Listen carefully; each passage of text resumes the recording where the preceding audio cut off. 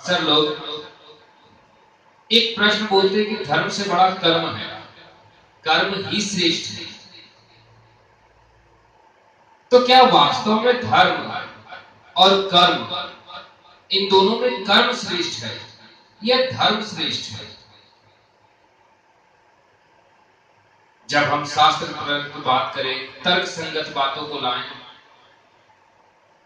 तो धर्म और कर्म जब दोनों एक दूसरे से मिलते हैं, तब धर्म आधारित जो कर्म होता है उसे सत्कर्म कहा जाता है। उसी सत्कर्म को प्रधान बताया गया है शास्त्रों में। ना धर्म प्रधान है ना कर्म प्रधान है। जब दोनों मिल जाएं तो सत्कर्म प्रधान बन जाता है। जैसे दान देना धर्म है, परंतु हमने केवल विचार किया कि हमें दान देना है, परंतु दिया नहीं, अर्थात हमने कर्म नहीं किया। तो कर्म नहीं करने से क्या धर्म की प्राप्ति हो गई, धर्म की पूर्ति हो गई? क्या दान हो गया? नहीं हुई। उसी प्रकार से हमने चोरी किया लेकिन धर्म को ना देखा और हमने कर्म किया और उस कर्म से किसी को हानि पहुंची, अपना लाभ हुआ, निजी स्वार्थ के लिए किया, तो क्या वह कर्म प्रधान बन गया, श्रेष्ठ हो गई? नहीं। जब सत्कर्म धर्म और कर्म के मिल जाने से उत्पन्न होता है, तब वह सत्कर्म ही प्रधान होता है। इसीलिए जो लोग कहते हैं कि कर्म ही श्रेष्ठ है, कर्म ही प्रधान है, उनसे कहिएगा नहीं। कर्म सत्कर्म का एक आधार बनाया जाएगा धर्म के रूप में, तो वह श्रेष्ठ है, अन्यथा वह श्रेष्ठ नहीं है।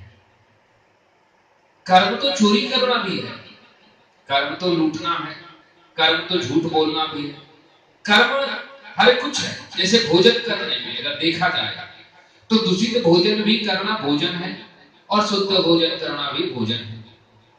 परंतु जब शुद्ध भोजन करेंगे तो मन शुद्ध होगा, तन स्वस्थ होगी,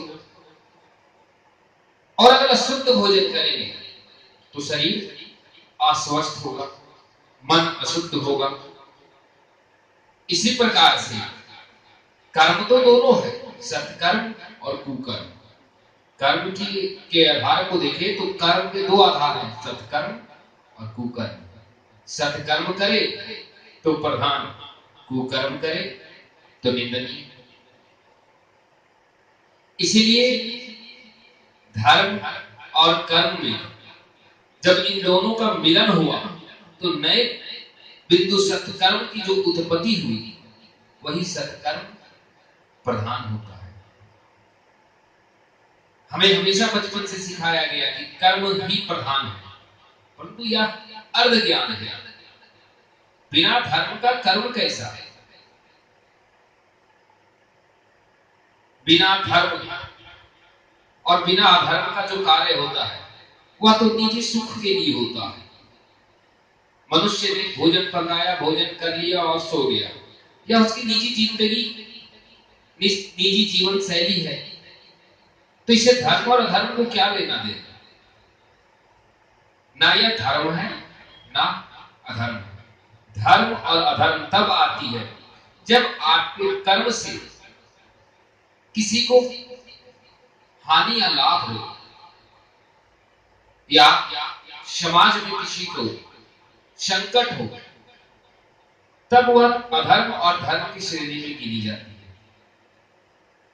जब हमने किसी बालक से झूठ बोला, किसी बच्चे से कि भोजन कर लो वरना बाहर में भूत बैठा ले जाएगा, बाहर रात को मत निकलना, हम बच्चे को डराते हैं कि अगर वह बाहर निकल जाएगा तो कुछ काट ना ले, सांप बिच्छा, या अचानक हमारे ध्यान ना रहे बाहर निकल के कहीं चला जाए, तो हम डरा देते हैं कि अगर बाहर निकलोगे तो बाहर में बिल्ली पकड़ लेगी, भूत पकड़ लेगा।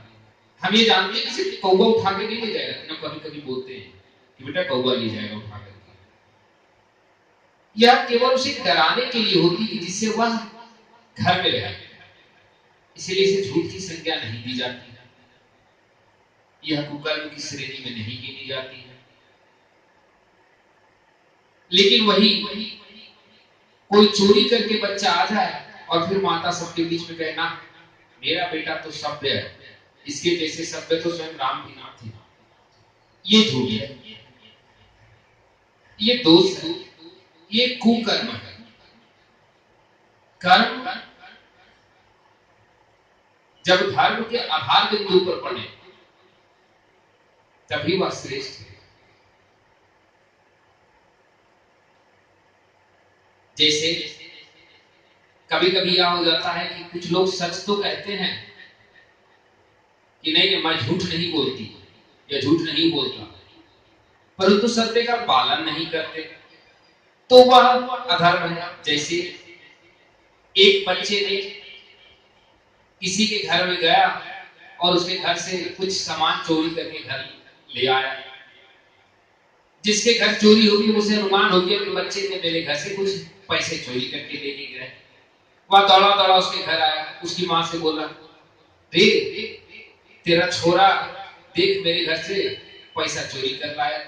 माँ बोली हाँ लाया, तो देख बर्तन भी चोरी करके ले आया। माँ बोली हाँ लाया, मैंने देख ली। तो बोला कि आप जो चोरी करके तेरा छोरा लाया मुझे दे दे।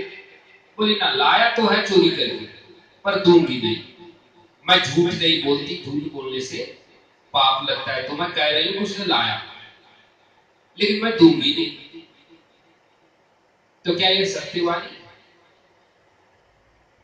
क्या झूठ केवल स्वीकार लेने से या अपने अपराध को स्वीकार लेने से वह अपराध धर्म नहीं बन जाता, वह मुक्ति नहीं बन जाती। इसीलिए केवल सत्य वाणी या सत्कर्म बोलने से नहीं होता, उसे करना पड़ता है, तभी सत्कर्म बनता है। सत्कर्म का अर्थ है केवल बोल देने से या धर्म के विचार कर लेने से कर्म नहीं होता, और केवल कर्म कर लेने से धर्म नहीं होता।